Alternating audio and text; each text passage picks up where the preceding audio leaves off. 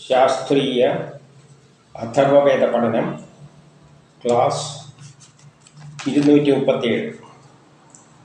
ഇന്ന് നമ്മൾ നോക്കുന്നത് കാണ്ഡം 6 അനുഭാഗം 9 സൂക്തം 89 ആണ്. ഇത് ചില ഗ്രന്ഥികളുടെ പ്രവർത്തനത്തെ പറ്റിയുള്ള, ശരീരത്തിൽ ഉൽപ്പാദിപ്പിക്കുന്ന ചില ഗ്രന്ഥികളുടെ പ്രവർത്തനത്തെ പറ്റിയുള്ള പരാമർശമാണ്. അത് ലൈംഗിക ഗ്രന്ഥികളുടെ തന്നെയാണ്. ഇപ്പം എന്താണ് പറയുന്നതെന്ന് നമുക്ക് നോക്കാം.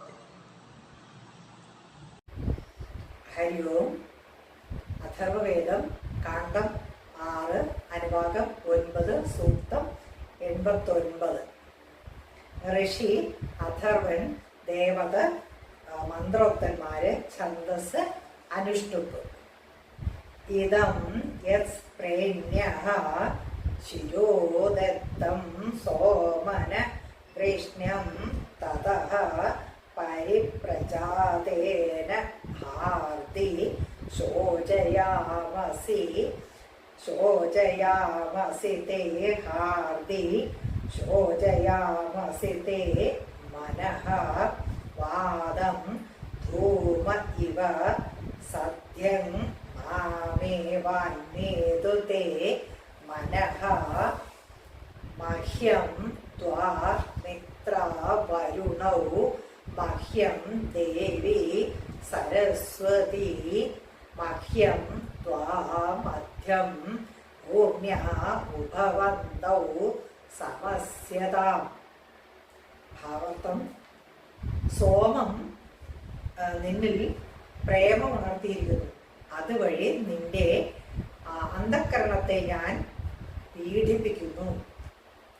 പ്രേമത്താൽ നിങ്ങളുടെ ഹൃദയത്തിൽ അനുരാഗം ഉണ്ടാക്കുകയും അതോടൊപ്പം ദുഃഖം ഒരാളിൽ ഉണ്ടാകുമ്പോൾ അത് നിങ്ങളുടെ ഹൃദയത്തോട് അടുപ്പിക്കുകയും ചെയ്യുന്നു. മിശ്ര വർണ്ണ സരസ്വതിയും മറ്റു ജീവികളും ദേശങ്ങളും ഈ സ്ത്രീയെ ഈ പുരുഷനിൽ അനുരക്തയാക്കട്ടെ. സോമം നിന്നിൽ പ്രേമമുണർത്തിയിരിക്കുന്നു. സോമം എന്ന് പറയുമ്പോൾ രണ്ടർത്ഥത്തിൽ ഇവിടെ എടുക്കാം. ഒന്ന്, മനസ്സിനെ സ്വാധീനിക്കുന്ന ചന്ദ്രനാണ്. രണ്ടാമത്, ചന്ദ്രൻ്റെ ഇൻഫ്ലുവൻസോടുകൂടി നമ്മുടെ ശരീരത്തിൽ ഉണ്ടാക്കുന്ന ലൈംഗികപരമായ ഗ്രന്ഥികളെ പറ്റിയാണ്, അത് ഉൽപ്പാദിപ്പിക്കുന്ന രസത്തെ പറ്റിയാണ്, എൻസൈമുകളെ പറ്റിയെല്ലാം തന്നെയാണ് ഇവിടെ പറയുന്നത്. സോമം നിന്നിൽ പ്രേമമുണർത്തിയിരിക്കുന്നു. അങ്ങനെ ശരീരത്തിലുള്ള ചില രാസവസ്തുക്കളുടെയെല്ലാം പ്രവർത്തനം പ്രേമമുണ്ടാക്കുന്നതിൽ മുഖ്യ പങ്ക് വഹിക്കുന്നുണ്ട്. അതുവഴി നിന്റെ അന്ധകരണത്തെ ഞാൻ പീഡിപ്പിക്കുന്നു. അതുണ്ടാകുമ്പോഴാണ് മനസ്സിൽ ലൈംഗികപരമായ മറ്റേ പ്രധാനപ്പെട്ട വിചാരങ്ങളും അതുകൊണ്ടുള്ള സംഘർഷങ്ങളും എല്ലാം ഉണ്ടാകുന്നതിന് ഈ സോമമാണ് മുഖ്യ പങ്ക് വഹിക്കുന്നത്.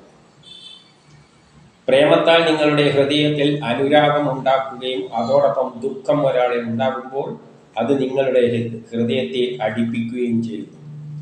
അപ്പോൾ പ്രേമം എന്ന വികാരം ഹൃദയത്തിൽ ഉണ്ടാകുന്നതിനെല്ലാം പിന്നിൽ ഈ ഗ്രന്ഥികൾക്ക് വലിയ സ്വാധീനമുണ്ട്.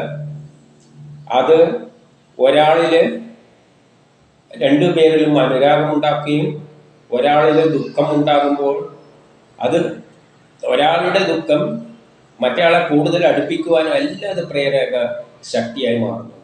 അപ്പോൾ ഇതിനെല്ലാം പിന്നിലുള്ളത് ചില ലൈംഗികപരമായ ഗ്രന്ഥികളുടെ പ്രവർത്തനമുണ്ടാകും. അതാണ് ഹൃദയങ്ങളെ തമ്മിൽ അടുപ്പിക്കുന്നത്. മിത്രവരുണ സരസ്വതിയും മറ്റു ജീവികളും ദേശങ്ങളും ഈ സ്ത്രീയെ ഈ പുരുഷനിൽ അനുരക്തയാക്കട്ടെ. അപ്പോൾ ഏതെല്ലാം കാര്യങ്ങൾ അതിനെ സ്വാധീനിക്കുന്നുണ്ട്? ഒന്ന്, മിത്രം, അനുകൂലമായ സാഹചര്യങ്ങൾ. അനുകൂലമായ സാഹചര്യം കൂടി ഉണ്ടാകുമ്പോഴാണ് ഈ അടുപ്പങ്ങളെല്ലാം ഉണ്ടാകുന്നത്. വരുണൻ എന്ന് പറഞ്ഞാൽ ഗ്രഹങ്ങളുടെ ഭ്രമണപഥവുമായിട്ട് അതിന് ബന്ധമുണ്ട്. വരുണൻ എന്ന് പറയുമ്പോൾ ഗ്രഹങ്ങളുടെ ഭ്രമണപഥം. അപ്പോൾ ആ ഭ്രമണപഥങ്ങളിൽ ഗ്രഹങ്ങൾ ഒരു പ്രത്യേക സ്ഥാനത്ത് വരുമ്പോഴാണ് അനുകൂലമായ സാഹചര്യങ്ങൾ ഉണ്ടാകുന്നു, അപ്പോഴാണ് പ്രേമേലം ഉണ്ടാകുന്നത്. അപ്പം ഗ്രഹങ്ങൾ ഭ്രമണപഥത്തിൽ പ്രത്യേക സ്ഥാനങ്ങളിൽ വരുമ്പോൾ അപ്പം അത് അതിനെ സ്വാധീനിക്കുന്നുണ്ട്. അതുപോലെ തന്നെ രാസവസ്തുക്കൾ, ശരീരത്തിലുള്ള രാസപ്രവർത്തനങ്ങളും വരുണന് വല്ലായിട്ട് ബന്ധപ്പെട്ടതാണ്. സരസ്വതി എന്ന് പറഞ്ഞാൽ അതുമായിട്ട് ബന്ധപ്പെട്ട ജ്ഞാനം, സയൻസ്, അതിൻ്റെ പിന്നിലും ഒരു സയൻസ് ഉണ്ട്. പിന്നെ മറ്റു ജീവികളും ദേശങ്ങളും, മറ്റുള്ള ജീവികളെ അതിനെ സ്വാധീനിക്കുന്നുണ്ട്.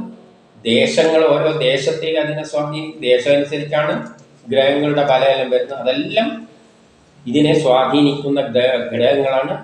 അതുവഴിയാണ് ഈ സ്ത്രീയെയും പുരുഷനെയും അനുരക്തയാക്കുന്നത്. അപ്പോൾ ഒരു സ്ത്രീയെ ഒരു പ്രേമത്തിലേക്ക് നയിക്കുന്നതിന് പിന്നിലുള്ള ഘടകങ്ങൾ, ശരീരത്തിലുള്ള ചില ഹോർമോണുകളുടെ പ്രവർത്തനങ്ങൾ, അതുകൂടാതെ അനുകൂലമായ സാഹചര്യം, ഗ്രഹങ്ങളുടെ സ്ഥിതി, അതുമായിട്ട് ബന്ധപ്പെട്ട ശാസ്ത്രതത്വങ്ങൾ, പിന്നെ മറ്റ് ജീവികളുടെയും ദേശങ്ങളുടെയും എല്ലാം സ്വാധീനം, ഇങ്ങനെ പല ഘടകങ്ങളിലൂടെയാണ് സ്ത്രീകൾ പരസ്പരം, സ്ത്രീയും പുരുഷനും തമ്മിലുള്ള അനുരാഗം ഉണ്ടാകുന്നത്.